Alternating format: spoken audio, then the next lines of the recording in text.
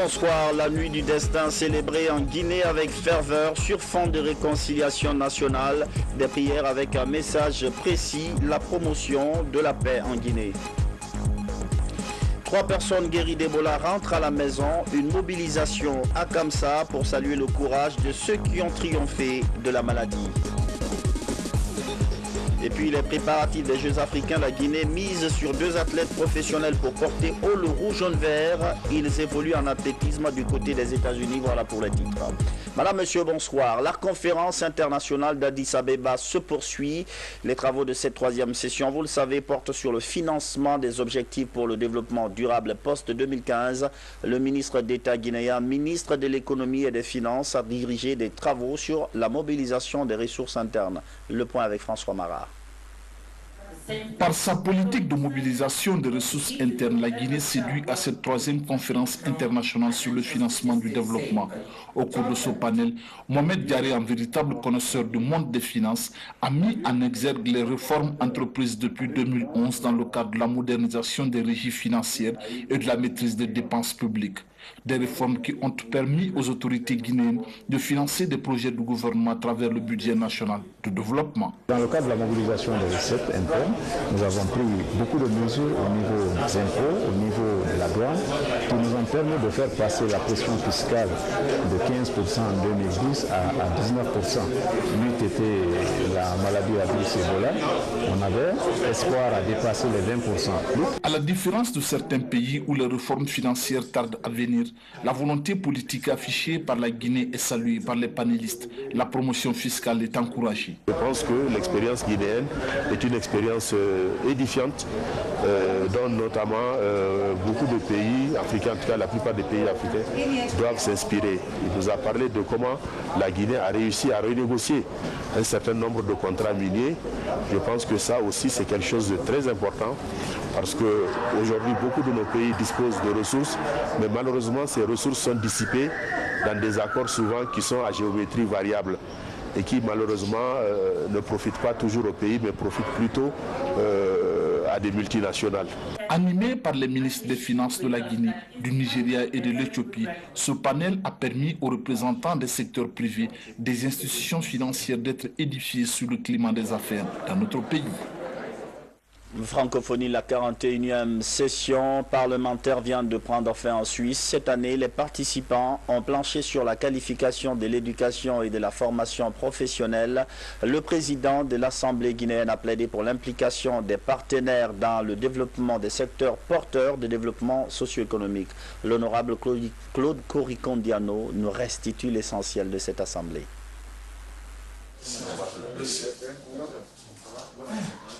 Les échanges ont porté essentiellement sur la formation et l'éducation.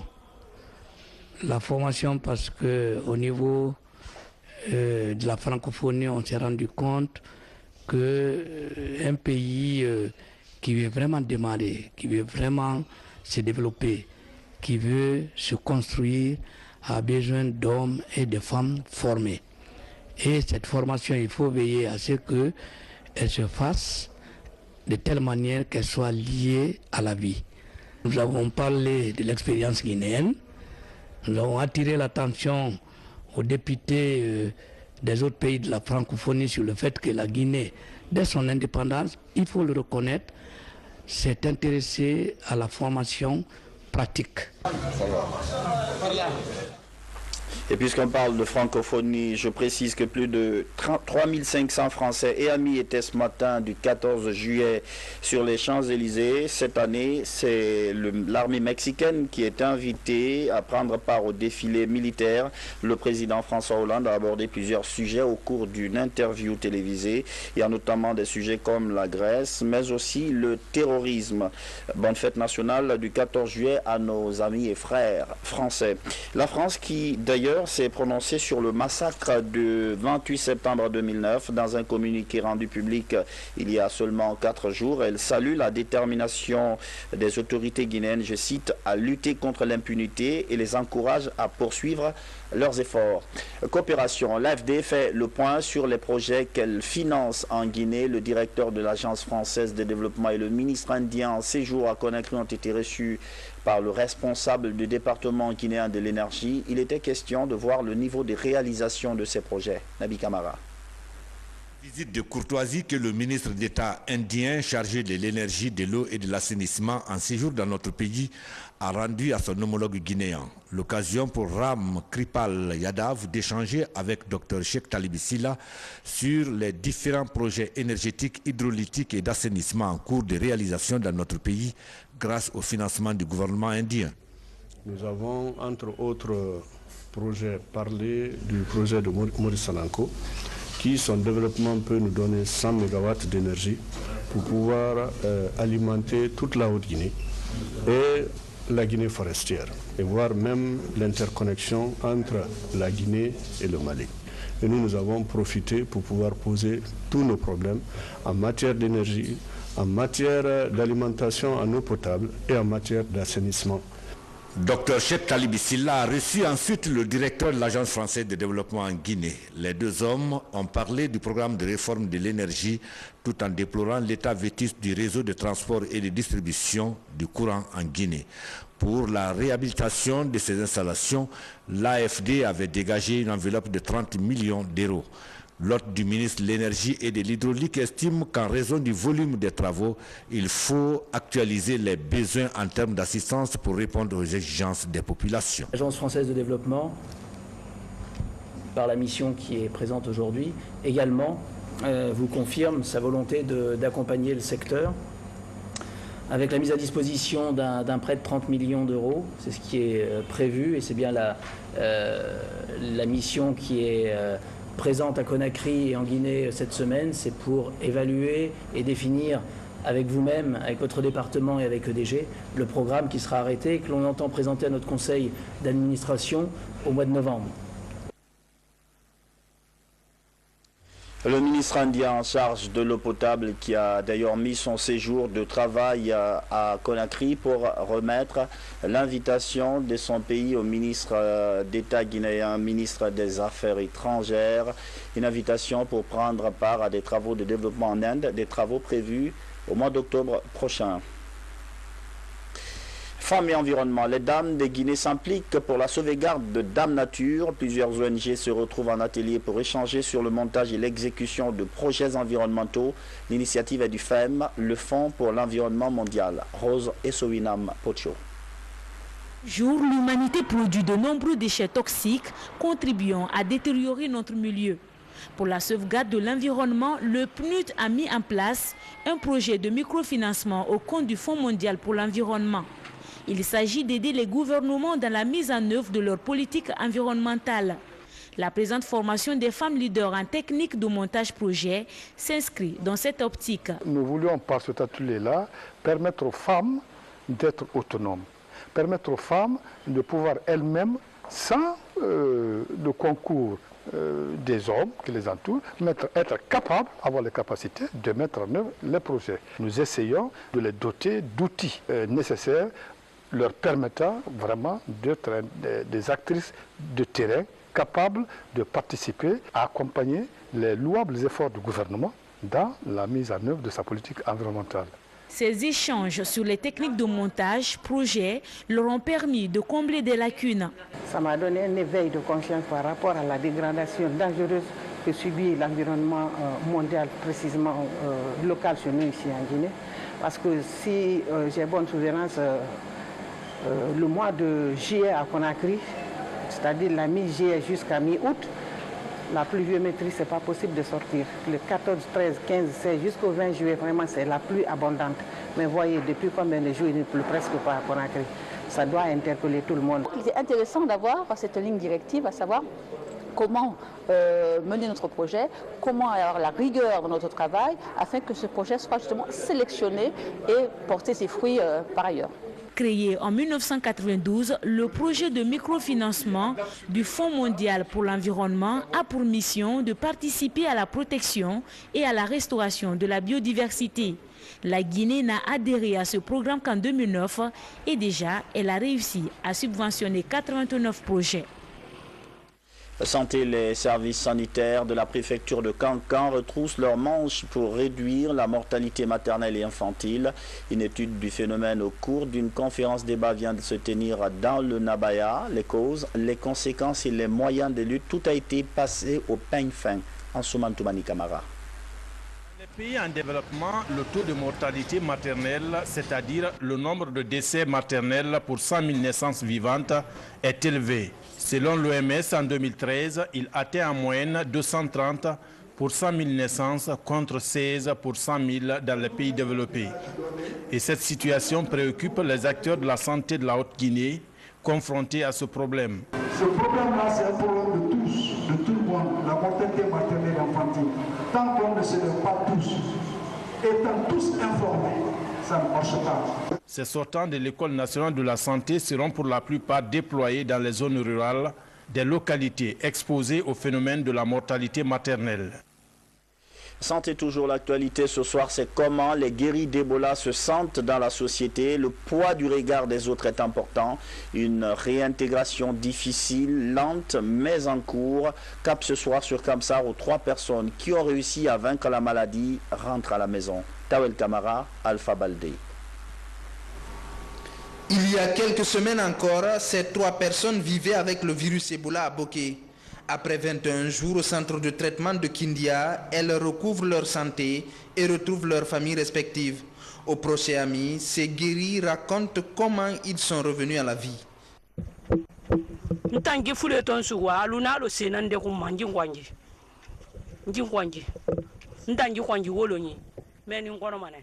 Ebola est une sale maladie. Moi, j'avais mal à la gorge, j'avais les maux de tête et je vomissais. Ma température était élevée.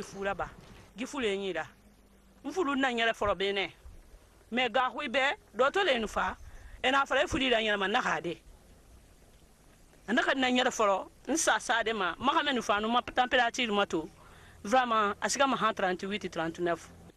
Elle a montré à Kindia. Monsieur Kindia.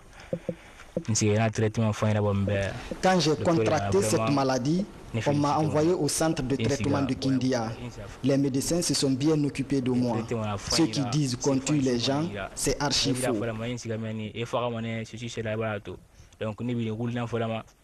Ces témoignages permettent aux parents, amis et autorités préfectorales de Boké de s'engager fermement à combattre les réticences dans la localité. J'ai pensé que j'avais... Quelle place pour la gendarmerie et la police dans le schéma de réconciliation nationale? La question est d'actualité. Le coprésident du comité provisoire en charge du dossier s'est entretenu hier avec les deux camps qui se disent prêts à donner un coup de main pour la réussite du processus. Ça, Maratolno. Consultation entreprise par les membres de la commission provisoire de réconciliation nationale. Elle commence par des forces de sécurité. Première étape, le siège du haut commandement de la gendarmerie nationale. Avec ces hommes, la commission partage des informations et des expériences sur la consolidation de la paix. La présente session marque l'engagement de la commission provisoire de réflexion sur la réconciliation nationale à travailler main dans la main avec toutes les Guinéennes et tous les Guinéens, et notamment les parties prenantes du processus de justice transitionnelle pour la réalisation de la réconciliation nationale.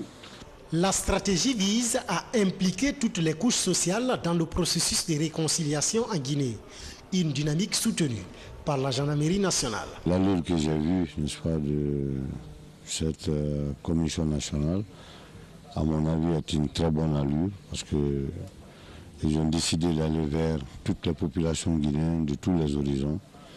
Alors au niveau de la gendarmerie nationale, franchement, ils réussiront d'obtenir tous les appuis en provenance de cette institution, qui est une institution de paix, de stabilité et de sécurité de notre pays.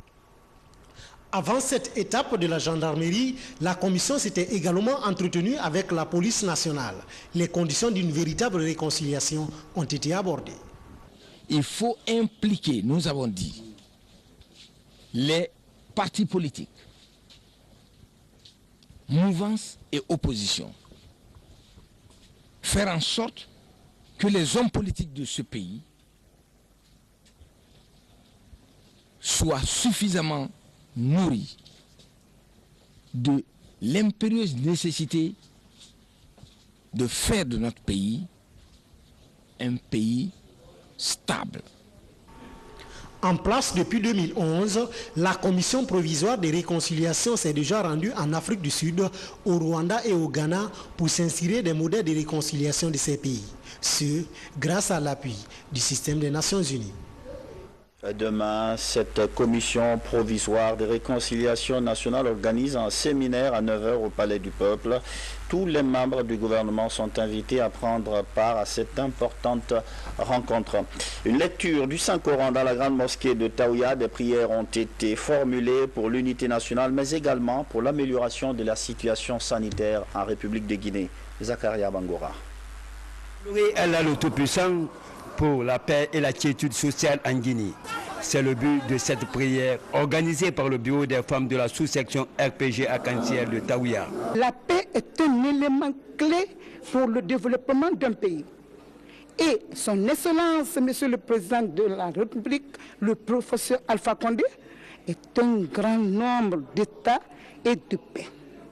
Il n'a jamais voulu que la Guinée sombre dans la violence, et cela dans l'intérêt exclusif du peuple de Guinée. Ce jour, les fidèles ont lu le Coran entier pour que Dieu éloigne de notre pays la fièvre hémorragique à Ebola.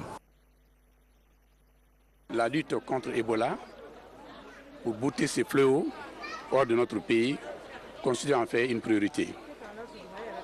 Ici, je lance un appel solennel aux femmes de la sous-section de Taouya de soutenir inlassablement Monsieur le Président de la République, le professeur Alpha Condé, dans son combat de changement pour un devenir meilleur pour le peuple de Guinée. L'appel que je peux lancer aux femmes du RPG Arc-en-Ciel et aux femmes de Guinée tout court, c'est de se donner la main, de multiplier ce genre d'action dans toutes les communes de Guinée pour que Dieu nous entende. Parce que Ebola nous a fait beaucoup de tort. Ebola nous a fait beaucoup de tort. Et vraiment, tous les Guinéens épris de justice aimeraient que ce pays soit en paix enfin.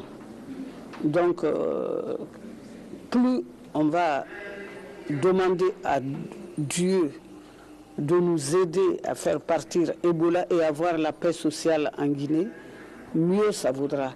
Donc, sincèrement, je remercie les femmes de Taouya d'avoir pris cette initiative. La sous-section du RPG Arc-en-Ciel de Taouya participe par ailleurs à la sensibilisation contre la maladie Ebola en Guinée, en offrant des kits sanitaires et soutient le programme de société du professeur Alpha Condé. Au terme de la cérémonie, les prières et bénédictions ont été dites pour le bonheur et la prospérité de notre pays. La nuit du destin a été célébrée dans toute la Guinée avec ferveur. Dans les prières, un message important, le renforcement du tissu social. Moussa Bangoura a suivi la tournée du Premier ministre et d'une importante délégation gouvernementale dans quelques mosquées. Reportage. Laylatul Qadr, ou la nuit du destin, elle est célébrée entre le 26 et 27e jour du mois de Ramadan. Pour les musulmans pieux, c'est une nuit de veille pour des prières et invocations. Comme les années précédentes, quelques membres du gouvernement sillonnent des mosquées de la capitale afin de prier pour la paix, la cohésion sociale et le développement du pays. Plus de 8 mosquées sont sillonnées par la délégation gouvernementale. Partout, des messages de sensibilisation sont livrés à l'endroit de la jeunesse, ce après avoir imploré le Tout-Puissant Allah pour qu'il répande sa miséricorde sur la Guinée et les Guinéens. D'autres responsables religieux ont également insisté sur le message de paix et de réconciliation nationale, le sens de cette nuit, ses avantages dans le renforcement de la foi en Dieu, l'héritage du prophète, paix à son âme et surtout le contexte guinéen de sa célébration. Tout ça avec Mamadi Gassama. À l'image des autres communes de la capitale, les fidèles musulmans de Ratoma ont commémoré la nuit de Laylatul Qadr dans la ferveur. La nuit du destin est une nuit au cours de laquelle le Coran a été révélé au prophète Mohammed, paix et salut sur lui, par l'intermédiaire de l'ange Gabriel. Selon les écritures saintes islamiques, cette nuit est meilleure à 1000 mois d'adoration. C'est seulement la nuit là que l'ange Gabriel va descendre avec tous les anges. Quand l'ange Gabriel quitte la terre aujourd'hui, il ne revient que une autre nuit de destin. Ça veut dire que la nuit, c'est Dieu qui nous a donné, nous les musulmans, on doit en bénéficier la nuit là pour que Dieu nous envoie dans son paradis le plus haut. De la mosquée de Ratouma-San jusqu'à la mosquée de Nongo, en passant par celle d'Équipé, les leaders religieux ont mis cet instant de commémoration à profit pour véhiculer les messages de paix. Pour bien bénéficier, il faut qu'on soit réconciliés entre nous, dans notre village et dans notre pays. C'est pourquoi nous profitons de cette occasion pour lancer un appel solennel à tous les fils de ce pays d'accepter de nous réconcilier entre nous, d'accepter de préserver la paix dans notre pays. Le message que j'ai à apporter à tous nos compatriotes guinéens, de l'intérieur comme l'extérieur de notre pays, c'est l'amour. L'amour, la solidarité, parce que nous sommes à un mois de solidarité et nous devons continuer durant toutes ces années dans cette solidarité-là. Nous devons continuer à nous aimer, nous devons continuer à nous comprendre, car sans le dialogue, rien n'est possible pour la paix. La célébration de la nuit du destin intervient à un moment où le pays fait face à une crise sanitaire. Invite a été également faite aux citoyens de respecter les mesures d'hygiène pour libérer la Guinée de ce virus qui, pour la deuxième fois consécutive, empêche les fidèles musulmans de faire le pèlerinage à la Mecque. L'Université de Conakry, l'association des élèves et étudiants musulmans de Guinée offre des repas aux musulmans. L'initiative vise à permettre aux fidèles, en majorité des étudiants, de rompre le jeûne avant de regagner leur domicile. Mamadou Saliouba. C'est la prière du crépuscule à la mosquée de l'université Gamal Abdel Nasser de Conakry. Elle marque le début de la rupture du jeûne qui mobilise de nombreux fidèles. Au menu, plusieurs repas servis par les élèves et étudiants musulmans de Guinée en synergie avec l'initiative africaine pour les femmes. Ces associations partagent les mêmes principes islamiques. C'est juste une façon d'accompagner les musulmans parce que nous savons, l'islam nous enseigne que si vous donnez à manger à un musulman pendant cette période-là, vous avez les bénédictions de celui qui a jeûné, sans même réduire les bienfaits de celui qui a jeûné. Tous les jours, ils sont plus de 300 fidèles à se rassembler ici pour la rupture du jeûne. Une rupture autour des repas qui aiguisent les appétits. Les plats quand même sont extraordinaires, on ne peut même pas vous exprimer combien de fois c'est un bon plat, un doux plat, je peux le dire ainsi. Vraiment, nous sommes très contents. Pendant le mois 5 de Ramadan, on aime faire des choses pour Dieu.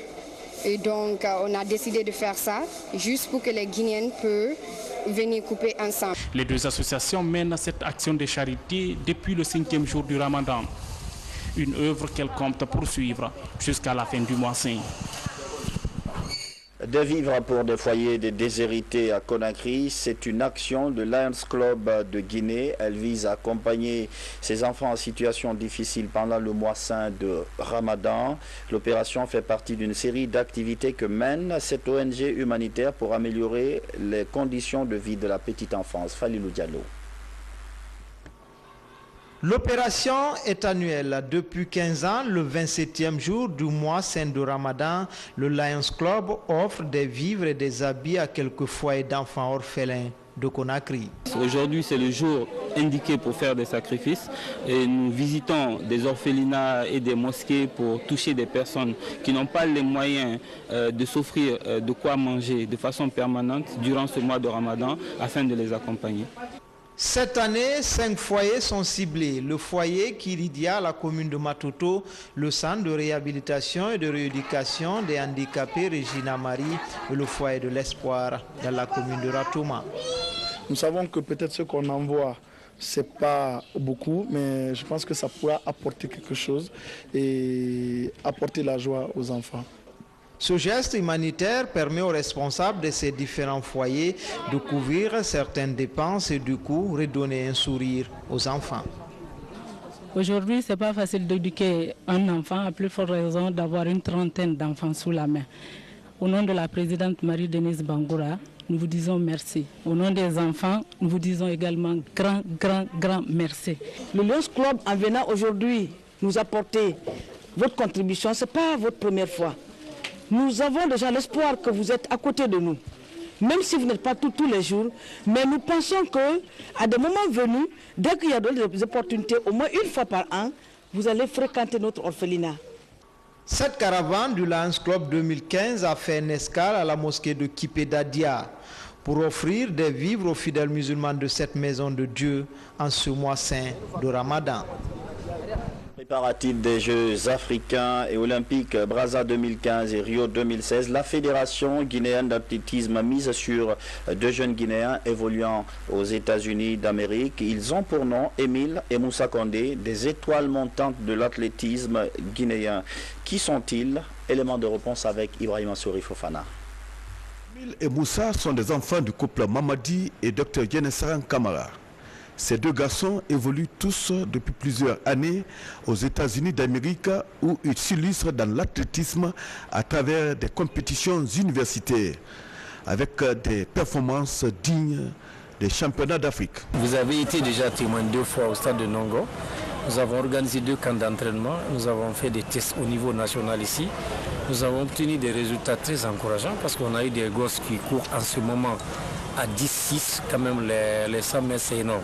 Mais nous avons l'intention de renforcer notre équipe à travers 2 jeunes qui évoluent aux États-Unis, 2 jeunes Condé qui sont les enfants de Mme Yenesaran Condé. Nous avons eu la chance de rentrer en contact avec eux à travers leur papa. Mais il y a un qui est très performant, quand même, qui peut venir. On estime le temps qu'il fait, il s'appelle Émile Condé. Il fait déjà du 13,77 déjà sur les triples sauts. À cette performance, on est forcément un athlète déjà en finale pour le triple saut aux Jeux africains de Brazzaville. Page noire pour rappeler cet autre deuil qui frappe la culture guinéenne. Youssouf Ba, le célèbre chanteur des Kamayen Sofa et de l'orchestre Bembea Jazz National, est décédé dans la nuit de dimanche passé. L'artiste qu'on appelait Youyou était l'un des meilleurs de sa génération. Avant son inhumation hier lundi, il a reçu les derniers hommages au musée national. Le commentaire de Mohamed Yampessouma. La Guinée se souviendra de lui. Youssouf Ba Youyou n'est plus. Considéré comme le lutte vocal du célébrissime orchestre Bembea Jazz National jusqu'à son dernier souffle, Youssouf Ba a rendu l'âme dans la nuit de dimanche dernier. Cet éminent artiste chanteur était aussi un professeur de biologie. Amis, parents, collaborateurs, y compris le monde de la culture guinéenne, lui ont rendu un dernier hommage ce lundi. Youssouf Ba Youyou a commencé sa carrière musicale dans le Kamayen Sofa après sa création en 1973, puis recruté en 1983 par le Bembea Jazz. Youyou était l'un des rares artistes qui naviguait entre les 2 orchestres.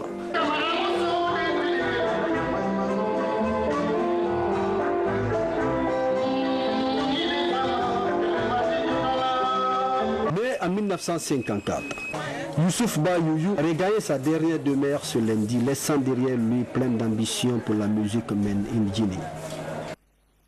Paix à l'âme de Youssouf Youyou Ba. C'est la fin de cette édition d'information. Merci de votre fidélité à la télévision guinéenne. Bonsoir.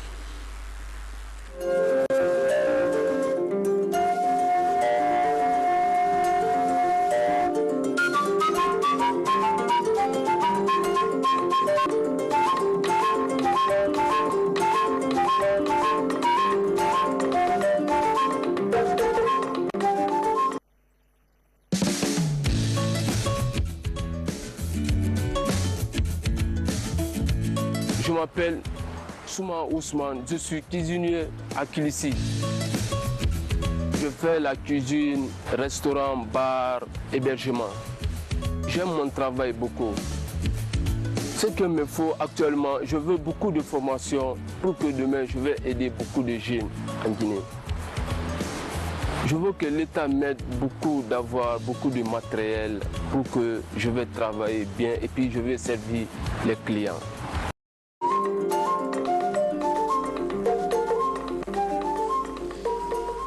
Bonsoir, la nuit du destin célébrée en Guinée avec ferveur sur fond de réconciliation nationale, des prières avec un message précis, la promotion de la paix en Guinée. 3 personnes guéries d'Ebola rentrent à la maison, une mobilisation à Kamsa pour saluer le courage de ceux qui ont triomphé de la maladie. Et puis les préparatifs des Jeux africains, la Guinée mise sur 2 athlètes professionnels pour porter haut le rouge-jaune-vert. Ils évoluent en athlétisme du côté des États-Unis. Voilà pour les titres. Madame, monsieur, bonsoir. La conférence internationale d'Addis Abeba se poursuit. Les travaux de cette 3e session, vous le savez, portent sur le financement des objectifs pour le développement durable post-2015. Le ministre d'État guinéen, ministre de l'économie et des finances, a dirigé des travaux sur la mobilisation des ressources internes. Le point avec François Marat. Par sa politique de mobilisation des ressources internes, la Guinée séduit à cette 3e conférence internationale sur le financement du développement.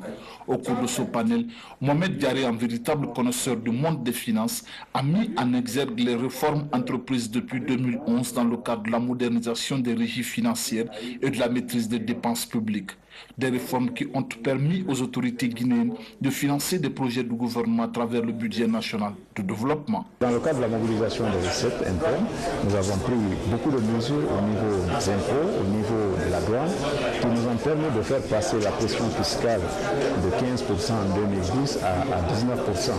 L'eût été la maladie à virus Ebola, on avait espoir à dépasser les 20%. À la différence de certains pays où les réformes financières tardent à venir, la volonté politique affichée par la Guinée est saluée par les panélistes. La promotion fiscale est encouragée. Je pense que l'expérience guinéenne est une expérience édifiante dont notamment beaucoup de pays africains, en tout cas la plupart des pays africains, doivent s'inspirer. Il nous a parlé de comment la Guinée a réussi à renégocier un certain nombre de contrats miniers. Je pense que ça aussi c'est quelque chose de très important parce qu'aujourd'hui beaucoup de nos pays disposent de ressources, mais malheureusement ces ressources sont dissipées dans des accords souvent qui sont à géométrie variable et qui malheureusement ne profitent pas toujours au pays mais profitent plutôt à des multinationales.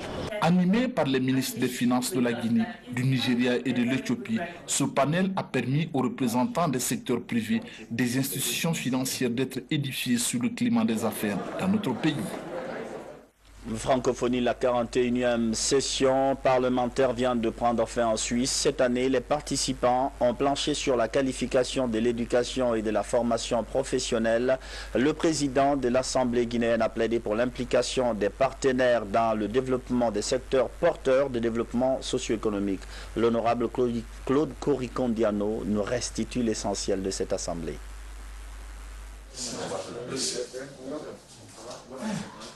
Les échanges ont porté essentiellement sur la formation et l'éducation. La formation parce qu'au niveau de la francophonie, on s'est rendu compte qu'un pays qui veut vraiment démarrer, qui veut vraiment se développer, qui veut se construire, a besoin d'hommes et de femmes formés. Et cette formation, il faut veiller à ce qu'elle se fasse de telle manière qu'elle soit liée à la vie. Nous avons parlé de l'expérience guinéenne, nous avons attiré l'attention aux députés des autres pays de la francophonie sur le fait que la Guinée, dès son indépendance, il faut le reconnaître, s'est intéressée à la formation pratique. Et puisqu'on parle de francophonie, je précise que plus de 3500 Français et amis étaient ce matin du 14 juillet sur les Champs-Élysées. Cette année, c'est l'armée mexicaine qui est invitée à prendre part au défilé militaire. Le président François Hollande a abordé plusieurs sujets au cours d'une interview télévisée. Il y a notamment des sujets comme la Grèce, mais aussi le terrorisme. Bonne fête nationale du 14 juillet à nos amis et frères français. La France qui, d'ailleurs, s'est prononcée sur le massacre du 28 septembre 2009 dans un communiqué rendu public il y a seulement 4 jours. Elle salue la détermination des autorités guinéennes, je cite, à lutter contre l'impunité et les encourage à poursuivre leurs efforts. Coopération. L'AFD fait le point sur les projets qu'elle finance en Guinée. Le directeur de l'Agence française de développement et le ministre indien en séjour à Conakry ont été reçus par le responsable du département guinéen de l'énergie. Il était question de voir le niveau de réalisation de ces projets. Nabi Kamara. Visite de courtoisie que pour 100 000 dans les pays développés. Et cette situation préoccupe les acteurs de la santé de la Haute-Guinée confrontés à ce problème. Ce problème-là, c'est un problème de tous, de tout le monde, la mortalité maternelle et infantile. Tant qu'on ne se lève pas tous, étant tous informés, ça ne marche pas. Ces sortants de l'École nationale de la santé seront pour la plupart déployés dans les zones rurales, des localités exposées au phénomène de la mortalité maternelle. Santé toujours l'actualité ce soir, c'est comment les guéris d'Ebola se sentent dans la société. Le poids du regard des autres est important. Une réintégration difficile, lente, mais en cours. Cap ce soir sur Kamsar où 3 personnes qui ont réussi à vaincre la maladie rentrent à la maison. Tawel Kamara, Alpha Baldé. Il y a quelques semaines encore, ces 3 personnes vivaient avec le virus Ebola à Boké. Après 21 jours au centre de traitement de Kindia, elles recouvrent leur santé et retrouvent leurs familles respectives. Aux proches et amis, ces guéris racontent comment ils sont revenus à la vie.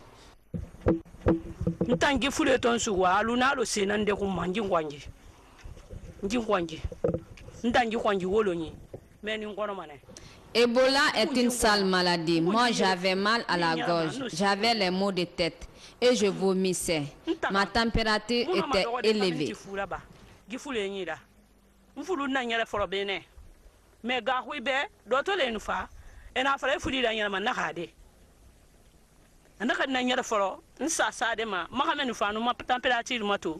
Vraiment, à ce que 38 et 39. Et la montre sur Kindia. Monsieur Kindia. Quand j'ai contracté cette maladie, on m'a envoyé au centre de traitement de Kindia. Les médecins se sont bien occupés de moi. Ceux qui disent qu'on tue les gens, c'est archi faux.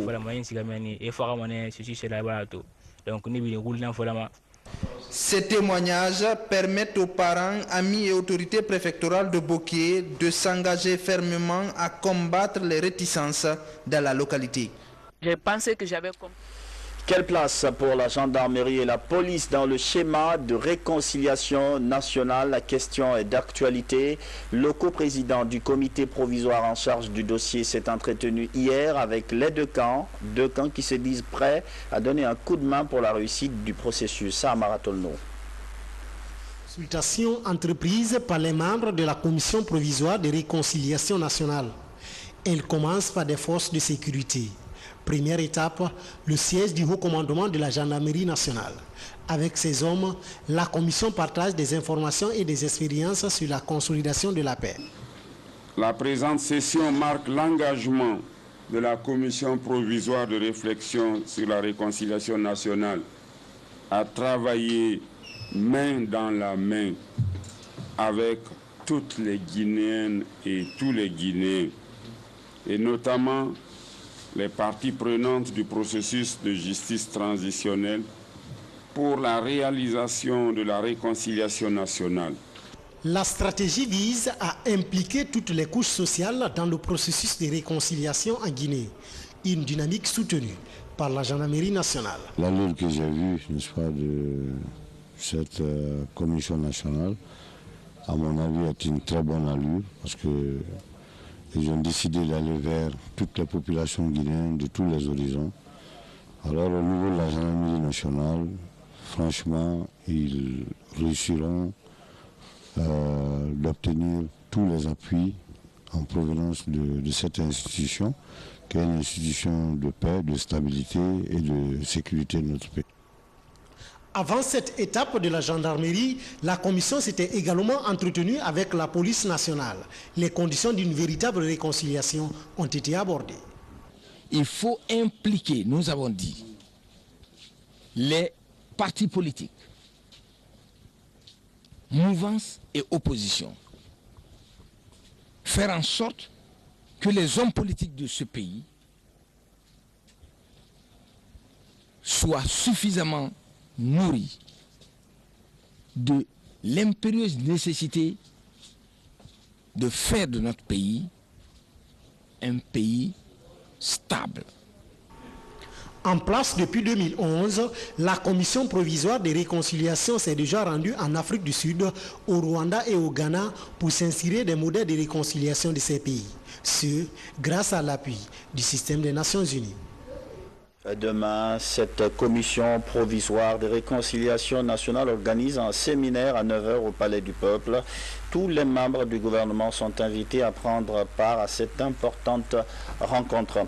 Une lecture du Saint-Coran dans la... Le ministre d'État indien chargé de l'énergie, de l'eau et de l'assainissement en séjour dans notre pays a rendu à son homologue guinéen l'occasion pour Ram Kripal Yadav d'échanger avec Dr Cheikh Talib Silla sur les différents projets énergétiques, hydrauliques et d'assainissement en cours de réalisation dans notre pays grâce au financement du gouvernement indien.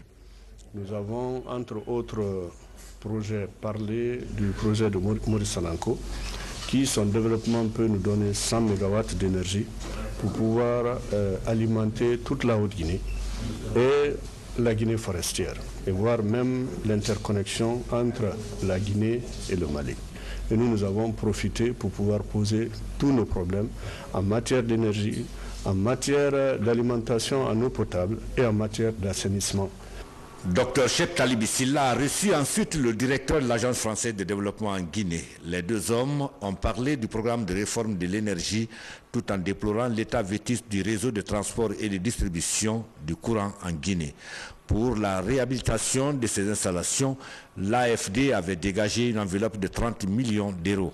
L'hôte du ministre de l'Énergie et de l'Hydraulique estime qu'en raison du volume des travaux, il faut actualiser les besoins en termes d'assistance pour répondre aux exigences des populations. L'Agence française de développement, par la mission qui est présente aujourd'hui, également vous confirme sa volonté d'accompagner le secteur avec la mise à disposition d'un prêt de 30 millions d'euros. C'est ce qui est prévu et c'est bien la mission qui est présente à Conakry et en Guinée cette semaine. C'est pour évaluer et définir avec vous-même, avec votre département et avec EDG, le programme qui sera arrêté et que l'on entend présenter à notre conseil d'administration au mois de novembre. Le ministre indien en charge de l'eau potable qui a d'ailleurs mis son séjour de travail à Conakry pour remettre l'invitation de son pays au ministre d'État guinéen, ministre des Affaires étrangères, une invitation pour prendre part à des travaux de développement en Inde, des travaux prévus au mois d'octobre prochain. Femmes et environnement, les dames de Guinée s'impliquent pour la sauvegarde de Dame Nature. Plusieurs ONG se retrouvent en atelier pour échanger sur le montage et l'exécution de projets environnementaux. L'initiative est du FEM, le Fonds pour l'environnement mondial. Rose Essowinam Pocho. Jour, l'humanité produit de nombreux déchets toxiques contribuant à détériorer notre milieu. Pour la sauvegarde de l'environnement, le PNUD a mis en place un projet de microfinancement au compte du Fonds mondial pour l'environnement. Il s'agit d'aider les gouvernements dans la mise en œuvre de leur politique environnementale. La présente formation des femmes leaders en technique de montage projet s'inscrit dans cette optique. Nous voulions par cet atelier-là permettre aux femmes d'être autonomes, permettre aux femmes de pouvoir elles-mêmes, sans le concours des hommes qui les entourent, être capables, avoir les capacités de mettre en œuvre les projets. Nous essayons de les doter d'outils nécessaires leur permettant vraiment d'être des actrices de terrain capables de participer à accompagner les louables efforts du gouvernement dans la mise en œuvre de sa politique environnementale. Ces échanges sur les techniques de montage, projets, leur ont permis de combler des lacunes. Ça m'a donné un éveil de conscience par rapport à la dégradation dangereuse que subit l'environnement mondial, précisément local chez nous ici en Guinée. Parce que si j'ai bonne souvenance, le mois de juillet à Conakry, c'est-à-dire la mi-juillet jusqu'à mi-août, la pluviométrie, ce n'est pas possible de sortir. Le 14, 13, 15, 16 jusqu'au 20 juillet, vraiment, c'est la pluie abondante. Mais voyez, depuis combien de jours, il ne pleut presque pas à Conakry. Ça doit interpeller tout le monde. Il est intéressant d'avoir cette ligne directive, à savoir comment mener notre projet, comment avoir la rigueur dans notre travail, afin que ce projet soit justement sélectionné et porter ses fruits par ailleurs. Créé en 1992, le projet de microfinancement du Fonds mondial pour l'environnement a pour mission de participer à la protection et à la restauration de la biodiversité. La Guinée n'a adhéré à ce programme qu'en 2009 et déjà, elle a réussi à subventionner 89 projets. Santé, les services sanitaires de la préfecture de Kankan retroussent leurs manches pour réduire la mortalité maternelle et infantile. Une étude du phénomène au cours d'une conférence débat vient de se tenir dans le Nabaya. Les causes, les conséquences et les moyens de lutte, tout a été passé au peigne fin. Ansouman Toumani Kamara. Les pays en développement, le taux de mortalité maternelle, c'est-à-dire le nombre de décès maternels pour 100 000 naissances vivantes, est élevé. Selon l'OMS, en 2013, il atteint en moyenne 230 pour 100 000 naissances contre 16. Dans la mosquée de Taouya, des prières ont été formulées pour l'unité nationale, mais également pour l'amélioration de la situation sanitaire en République de Guinée. Zakaria Bangora. Elle a le tout-puissant pour la paix et la quiétude sociale en Guinée. C'est le but de cette prière organisée par le bureau des femmes de la sous-section RPG Arc-en-Ciel de Taouya. La paix est un élément clé pour le développement d'un pays. Et son Excellence, Monsieur le Président de la République, le professeur Alpha Condé, est un grand nombre d'États et de paix. Il n'a jamais voulu que la Guinée sombre dans la violence, et cela dans l'intérêt exclusif du peuple de Guinée. Ce jour, les fidèles ont lu le Coran entier pour que Dieu éloigne de notre pays la fièvre hémorragique à Ebola. La lutte contre Ebola, pour bouter ces fléaux hors de notre pays, constitue en fait une priorité. Et si je lance un appel solennel aux femmes de la sous-section de Taouya, de soutenir inlassablement Monsieur le Président de la République, le professeur Alpha Condé, dans son combat de changement pour un devenir meilleur pour le peuple de Guinée. L'appel que je peux lancer aux femmes du RPG Arc-en-Ciel et aux femmes de Guinée tout court, c'est de se donner la main, de multiplier ce genre d'action dans toutes les communes de Guinée pour que Dieu nous entende. Parce que Ebola nous a fait beaucoup de tort. Ebola nous a fait beaucoup de tort. Et vraiment, tous les Guinéens épris de justice aimeraient que ce pays soit en paix enfin.